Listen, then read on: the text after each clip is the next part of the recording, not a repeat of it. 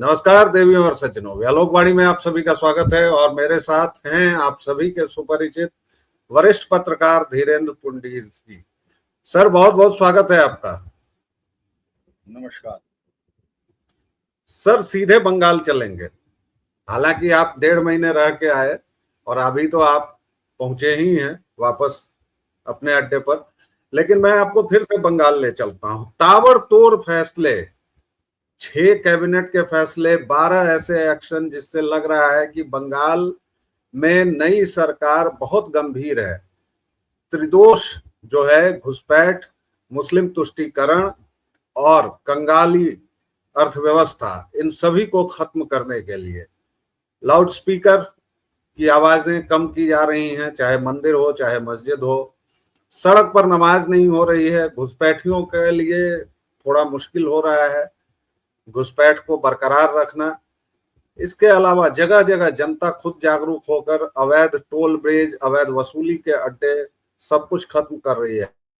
एक प्रोफेसर की गिरफ्तारी हुई है, इंडियन स्टैटिस्टिकल इंस्टीट्यूट के गर्ग चैटर्जी हैं।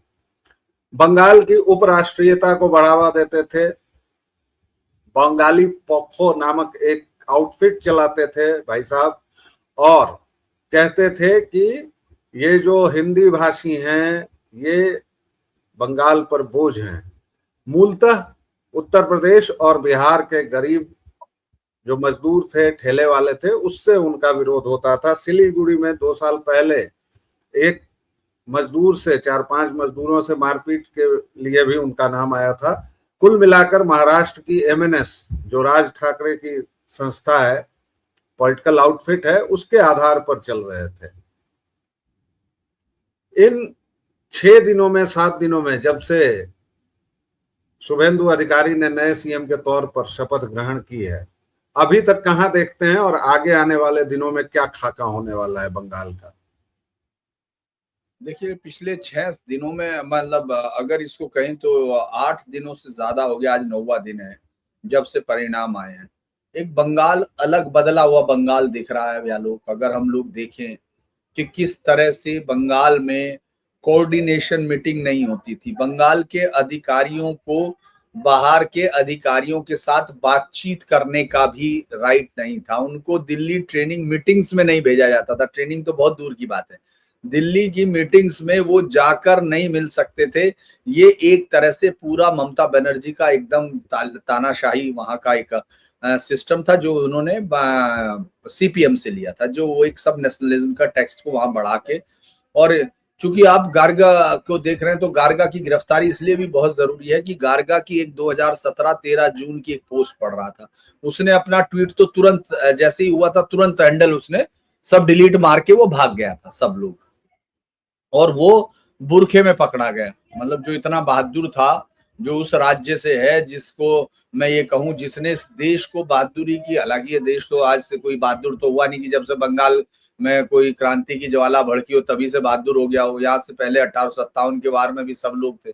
तो ये एक वो है। लेकिन हम ये कह देते हैं कि जो मॉडर्न, जिसको हम लोग रहने सा या पढ़ते आए, उसके हिसाब से भी देखें तो बंगाल में खुदीराम बोस हैं, तमाम लोग, एक लाइन है, मतलब बोस पूरी सीरीज है। लेकिन वो उसमें एक ऐसा योद्धा निकला है जो बुर्का पहन के लड़ रहा। वो फांसी का फंदा वंदे मातरम कह के चुन रहे थे, ये बाथरूम में घुस के पुलिस, जो हिंदुस्तान की पुलिस है, जो इसी की पुलिस है, जो इसके इशारे पे चल रही थी, अभी तक नाच रही थी, ये आदमी सिर्फ उसके पूछताछ के नाम पे बाथरूम में घुस गया। वहां से घर वालों ने कहा, साहब ये तो इसकी बहू है, मुस्लिम थी, ये तो बुरके में ही रहेगी। वो तो खैर महिला पुलिस वाले आए, उनको उतारा, बुरका पता चला ये निकला भाई। तो ये इस तरह का बहादुर था। ये जितने महुआ मोइत्रा उसकी तारीफ करी, ये सब दरअसल ये एक डिल्यूजन के शिकार थे। और मैं महुआ को नहीं मानता हूं, लेकिन वो खतरनाक तरीके से वो ये तैयार कर रहे थे कि हाँ, हमको क्या फायदा जितना मिल सकता हो हम जिस तरह करें वो फायदा। इसीलिए इसको भाषाई तौर पर इसको कोई कह रहा है कि साहब ये स्वतंत्र, दरअसल इसकी जो नौकरी हुई है वो सवाल है कि कैसे हुई है। वो सोचने की जरूरत है कि इस देश का रिक्रूटिंग सिस्टम किस तरह का है। क्योंकि इसकी 13 जून 2017 में ये कह रहा, मेरे पिता और मेरे बीच में पॉलिटिकल डिसएग्रीमेंट है, इंग्लिश में लिखा। वो जो है सीपीआई के साथ हुआ करते थे, अब now he doesn't do anything, अब वो कुछ नहीं करते। लेकिन मेरे और उनके बीच में क्या है, क्योंकि मेरे फादर, इंडिया एंड बांग्लादेश का कोई मैच था, वहां खेला जाना है। आई हाउएवर विल सपोर्ट। उसके पिता क्या करेंगे, उसके फादर जो है बांग्लादेश के बीच में लिखेंगे कि वो My father usually support India. Regarding the upcoming India-Bangladesh cricket match, what my father is writing on his Facebook is like this. The India versus Bangladesh ICC tournament match will be played. I, however, will support. ये क्या लिख रहा है? I, however, will support the 11 Bengali boys from Bangladesh because I am Bengali and they will play against those rajma चावल chole bhature eater. यानी राजमा चावल और छोले भटूरे खाने वालों के खिलाफ जो वो है, उनके खिलाफ मैं बंगालियों को to praise them the Indian team. Another Bengali यानी इंडियन टीम की प्रेज करने के लिए जो दूसरा बंगाली है सौरभ गांगुली, वो जो एक माउथ पीस के साथ बैठेगा, अब किसके साथ था पता नहीं, ही अच्छा डालमिया के साथ होगा। He has also learn to speak Hindi well. उसको वो हिंदी जो है सीखनी है उसको अच्छे से। मैनी माइट अब्यूज मी, मुझे कर सकते हैं, लेकिन जो आजकल हो रहा बंगाल को बंगाली बोलने के लिए, बंगाली होने के लिए गाली दे रहे बंगाली। तो वो शुरू से ही आप 2017 से उसका देश तोड़ने का एजेंडा ये बिल्कुल सीधे तौर पर है यार। आप उसके बाद के बयान देखिए, वो उन मजदूरों को मार रहा जो बेचारे वहां काम के लिए गए हैं, वो बांग्ला नहीं जानते। और इसी का कारण था, इसके जहर की वजह से हम जैसे रिपोर्टर्स को भी वहां कई बार उन्होंने वहां जो नशे में धुत और वो सब आके, मुझे याद है उत्तरपाड़ा 24 परगना में, साउथ परगना में था, और वहां एक ने आके मुझसे कहा कि तुम यहाँ बंगाली नहीं जानते हो तो यहाँ काम नहीं कर सकते हो। तो मुझे सामने उसकी दुकान थी, मैंने पूछा तुम्हारा क्या काम है, उसने कहा रेडीमेड का। मैंने कहा कहाँ से सामान आता है, मैंने दिल्ली से। हमने कहा ये बंगाली में बोलता है क्या सामान। तो खैर उसके साथ काफी हो गया था, मुझे लगा कि फिर मुझे वो आया तो उसने बहुत वो, लेकिन मेरा अभी कैमरामैन आप तो जानते ही वो भी बंगाली था, तो वो भी उससे भिड़ गया। तो अंततः सब लोगों ने मान लिया कि ये दोनों जो है भिड़ सकते हैं, तो उन्होंने कहा कि नहीं ये पागल है, इसको जाने दो। तो वो इस तरह की बात वहां हुई, और वो नशे में वो गुंडा और वो सब चीजें, तो ये वहां ताकत दी गई थी। तो मुझे लगता है सबसे पहले तो ये बदल गया कि ये अरेस्ट हो गया। और मोया मोया और वो जो गाना गा रही थी वो जो सयोनी, जिसको इस देश के हाँ जो इसके मीडिया ने जिसमें नई क्रांतिकारी वुमेन ढूंढ ली थी, वो अब गायब हो गई बेचारे। वो ढूंढ रहे दिल्ली में सड़कों पे कि कहाँ गई वो लोग जो सब लोग देखते रहते हैं कि क्या चल रहा है भाई, सड़कों पे माइक लेके घूमते हुए, जो भीड़ उतर जाती है अचानक, वो सब वहां थे। इसके अलावा आप ये देखेंगे कि जो विधायक हैं उनको ढूंढा जा रहा है, टीएमसी के कहाँ है। ममता बनर्जी खुद ही ढूंढ रही है कहाँ चले गए भाई। अभिषेक बनर्जी का घर, जहां 350 पुलिस अधिकारी इसलिए लगे रहते थे कि भाई इस महान आदमी की सुरक्षा जरूरी है, जो केंद्रीय गवर्नमेंट को भी चुनौती देता है। और जिस आदमी ने उसको थप्पड़ मारा था, जिसके नाम पर उसको, वो टीएमसी का ही मेंबर था, जिसके नाम पर उसको जेड श्रेणी से ज्यादा बड़ी सुरक्षा दे दी गई थी, वो आदमी जो है उसका कत्ल हो गया। जिस आदमी ने मारा था 2023 में, है ना, वो तो मारा गया। लेकिन ये भाई इतनी सारी सुरक्षा के साथ वो था, और अब उसके घर के सामने रोज डीजे बज रहा। पहले वो लोगों के कानों पे डीजे बजा रहा था, और वो अब मिल नहीं रहा है। उसके 3 ट्वीट आए आज तक। महुआ के ट्वीट आ रहे हैं, सयानी के ट्वीट आ रहे हैं, और इसके भी ट्वीट ही आ रहे हैं, और कुछ नहीं आ रहा। पूरा बंगाल जो कोलकाता में बसे हुए लोग हैं, वो हर रोज इसके घर के सामने कम से कम 1000 लोग जाते हैं, जय श्री राम चिल्ला रहे, वहां सेल्फी खींच रहे, वहां इसको वो भाईपो चोर का डीजे बजा रहे हैं, और ये भाई दिख नहीं रहा। तो ये हुआ। दूसरा सबसे इंटरेस्टिंग बात, ये तो थोड़ा सा लाइटर नोट में थी, हालांकि ये लोग लाइटर नोट के लायक नहीं है। इन लोगों के साथ बहुत ही स्ट्रिंग हैंड से निपटना चाहिए, एकदम आवरण के साथ इनके साथ काम होना चाहिए।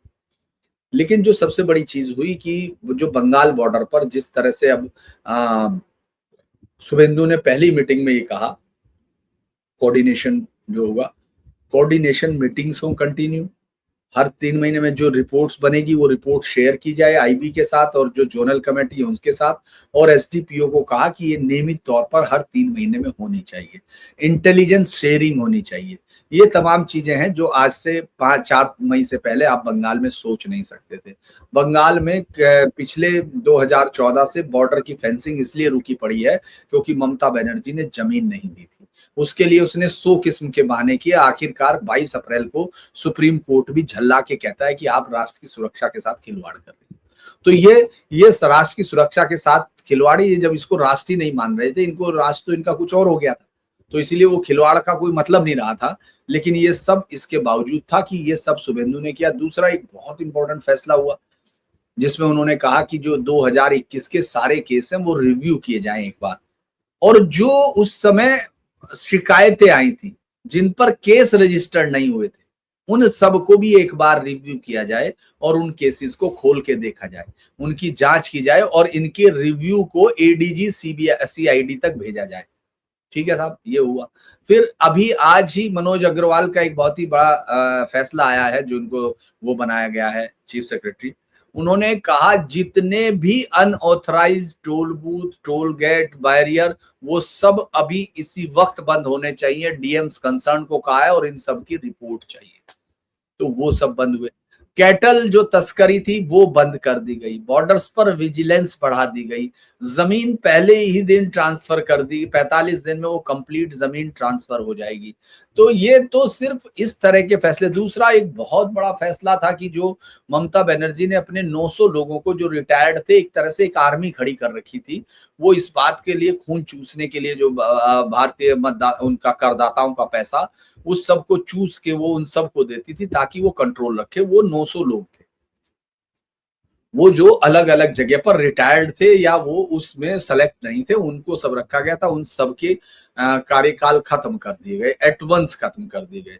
तो मुझे लगता है कि बंगाल में ये काफी बड़े बदलाव हो रहे हैं। जैसे सड़कों पर नमाज पढ़ना बंद, उस दिन के बाद से कोई नमाज नहीं पढ़ा, शुक्रवार भी आके गुजर गया, है ना। लाउड स्पीकर को एक नियमित डेसिबल में रख दिया गया, उसमें कोई वो नहीं है। लेकिन आपको पता है 5 बार कौन बजाता है, तो वो सब के लिए तो ये सब चीजें एक बड़े चेंजेस हैं, चैलेंजेस हैं, उनके सामने ये आसान नहीं है। लेकिन फिर भी ये कुछ ऐसे फैसले हैं जो आसाम की आगे की लाइन को तय कर रहे हैं। जी सर, सबसे बड़ी चिंता जो बंगाल को लेकर की जाती है वो है बॉर्डर की, और ये तस्वीर, इस तस्वीर पर आप क्या कहेंगे वो हम सुनेंगे।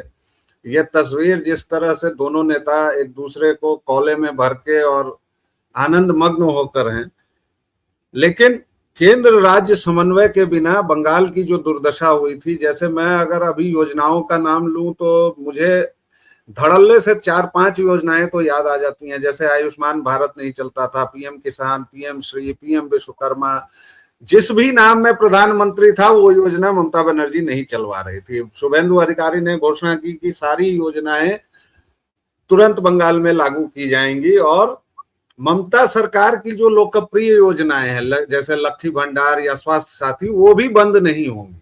अब ये एक अलग मुद्दा है जिस पर हमारे जो कट्टर लकड़बग्घे और शेर हैं वो कहेंगे कि उसकी योजनाएं क्यों नहीं बंद की गई। लेकिन आपने जिस राष्ट्रवाद की बात की, तो ये लोग तो पूरा बांग्लादेश बना ही चुके थे।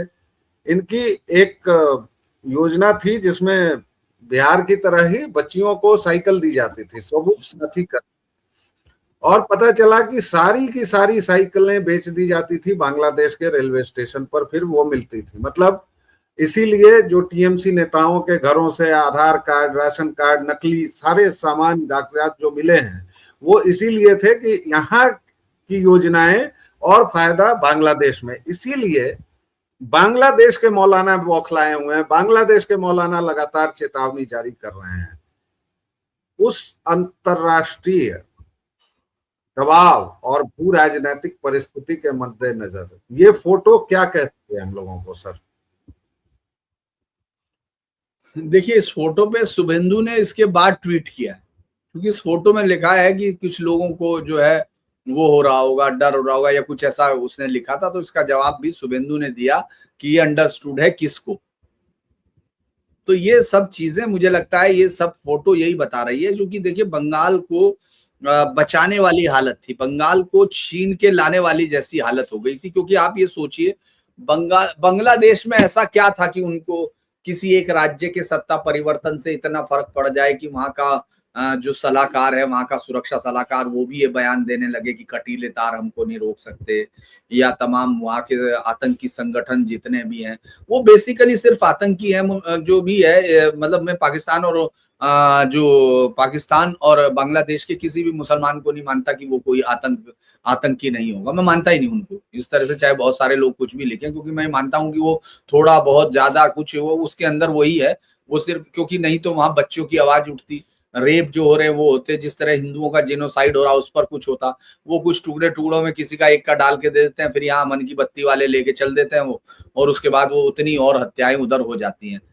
शादीशुदा बच्चियों को उठा के घुमा रहे, अभी आजकल भी देखा मैंने कि 1-2 किडनैप और हुए हैं, तो वो लगातार है। तो इसलिए वो उनके अंदर ऐसा दर्द क्यों है? क्योंकि ऐसा थोड़ी बीजेपी की सरकार पहली बार आई हुई, असम में भी है, हिमंता भी है, तो ऐसा क्या है? क्योंकि बंगाल की सबसे बड़ी सीमा बांग्लादेश के साथ मिलती है। बांग्लादेश की सबसे बड़ी खुराक के लिए जो, चूंकि वो सिर्फ वहां बांग्ला जितने हिंदू थे उन सबको चिढ़ाने के लिए गाय खाना शुरू किया था। ऐसा थोड़ी ये बांग्लादेश में बंगाल में कोई गाय खाएंगे, उनको मालूम है कि ये स्वामी विवेकानंद की धरती है, रामकृष्ण परमहंस की धरती है, चैतन्य महाप्रभु की धरती है। तो इन हिंदुओं को अपमानित और वो करने के लिए सबसे बड़ा एक ही तरीका है, वो है कि गाय। ये अलग बात है कि हिंदुओं की नई पीढ़ी को इसको उसको ये समझ में ही नहीं आता कि गाय के मीट खाने से क्या, उनको समझ में नहीं आता है क्योंकि वो जानते ही नहीं है ना। तो ये आपकी गलती है, हमारी गलती है वो, लेकिन वो जानते हैं, वो ये जानते हैं कि हमको इनको अगर नष्ट करना है, इसीलिए वो उन लड़कियों को भी बीफ खिलाते हैं जिनका कन्वर्जन करते हैं। आपने देखा वो अपने एफआईआर में लिखवाती हैं भाई, जब उनके साथ आप रेप ही कर रहे हो, झूठ बोल रहे हो, तब गाय का मीट क्यों? क्योंकि वो जानते हैं, वो हर एक चीज को याद रखे हुए। आपका कोई लोग कुछ नहीं जानते तो इसलिए। लेकिन बांग्लादेश का जाना उनकी खुराक पे लात लगना है, उनकी भीख पे लात लगना है। और सबसे बड़ी बात यह है कि वो जो अपने बच्चे पैदा करके उनको सड़कों पे फेंकते हैं, उनको एक ऐसे देश में फेंक देना है जहां यहाँ उनके रक्षा के लिए सेकुलरिज्म की कहानियां हो जाएंगी। और सुप्रीम कोर्ट का एक बड़ा ही शॉकिंग सा फैसला मैं देख रहा था कि साहब बांग्लादेशी होना और बिना उसके कागजात के रहना उसको आतंकी नहीं बनाता, तो क्या उसको दामाद बनाता है इस देश का? क्या बनाता है? मतलब क्या यूजलेस बातें हैं। वहां से टेररिज्म एक्सपोर्ट हो रहा है, वहां से सब चीजें आ रही हैं। वहां देखो ऐसी चीज मान ली जाती है अगर कोई फ्रेंडली कंट्री जैसे भूटान से आ गया कोई, तो मान लिया जाता है कि हाँ ठीक है, बिना कागजात के रह रहा, कुछ और हो रहा। ऐसे नेपाल से आते हैं लोग, रहते हैं, बहुत लोग रहते हैं, किसी को कागज की जरूरत नहीं हुई अभी तक नेपाली को, वो रहते हैं, नेपाल के लोग आराम से रहते हैं। लेकिन बांग्लादेश और अफगानिस्तान, वो मतलब आप पाकिस्तान को कह रहे हो क्या यार? मतलब मेंटल स्टेट है क्या वो? मतलब क्या फैसला देगा वो? सर ये वही मेंटल स्टेट है जो गर्ग चटर्जी का मेंटल स्टेट है। और इसके पीछे मुझे लगता है कि 1947 से जो विष की खेती की गई श्रीमान नेहरू जी के नेतृत्व में, और जिसको हमारे उपन्यासकारों रोमिला थापर वगैरह ने खूब पल्लवित पुष्पित किया, मुझे लगता है कि वही, चूंकि सुप्रीम कोर्ट में कौन लोग बैठे हुए हैं, वो भी तो वही न्याय प्रणाली और वही चीजें पढ़ रहे हैं ना जो इन लोगों ने पढ़ी। अब गर्ग चटर्जी, सोचिए आप, आईएसआई का कितना रसूख है सर। हम लोग जेएनयू में आईएसआई मतलब एक बड़ी बात समझते थे, अरे इंडियन स्टैटिस्टिकल इंस्टीट्यूट का ये आदमी है, बड़ा प्रोफेसर है, बड़ा जानकार होगा। और देखिए ये कैसा टुच्चा सा आदमी वहां का। ये इसका शायद इंस्टीट्यूट भी कमरहाटी में है, क्योंकि मैं जहां रुका हुआ था उसके सामने से जब मैं पैदल घूमने जाता था डनलप इंडिया वाले रास्ते पे, तो ये मुझे मिलता था।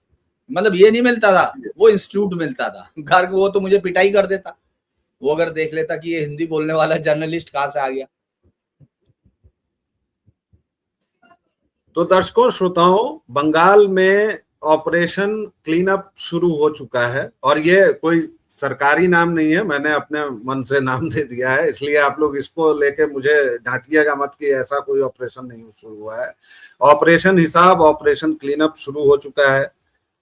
अब चलते चलते सर आपसे भविष्य बता दूं, चूंकि दर्शकों को आ गई, हालांकि आप जब करेंगे यार तब तक तो सबको पता चल जाएगा, लेकिन फिर भी बता दें खबर, चूंकि पत्रकार के सामने आती है तो रुक नहीं पाता है। शुभेंदु ने वो सीट छोड़ दी है नंदीग्राम की, अब वो भवानीपुर से विधायक रहेंगे। और नंदीग्राम की छोड़ दी है, और उसके साथ साथ अब तो मतलब ममता बनर्जी जहां भी लड़ेंगी मतलब दौड़ाएंगे उनको। तो सर चलते चलते आप से ये जानना चाहेंगे कि भविष्य क्या देख रहे हैं आप अगले 6 महीने, साल भर के बाद बंगाल? क्या वो 6600 फैक्ट्रीज का भविष्य क्या होगा आगे और सामाजिक तौर पर बंगाल में किन बड़े बदलावों की आप अपेक्षा कर रहे हैं? देखिए, बंगाल में श्रम भी है, बंगाल में बुद्धि भी है, बंगाल में अवसर भी है, ज़मीन भी है, सब चीज़ें मौजूद हैं। बस वहाँ एक सिस्टम नहीं था, वो अगर करेगा तो बंगाल बहुत जल्दी मतलब उसको लगेगा 1 दशक तो अगर सरकारें इस तरह की आती रही मेरा कहना सिर्फ बीजेपी का ही नहीं है, मेरा कहना जो भी सरकार जो राष्ट्र के लिए बात करती है, वो अगर आती रही तो उसमें कोई शक नहीं कि बंगाल अपने गौरव को हासिल कर सकता है।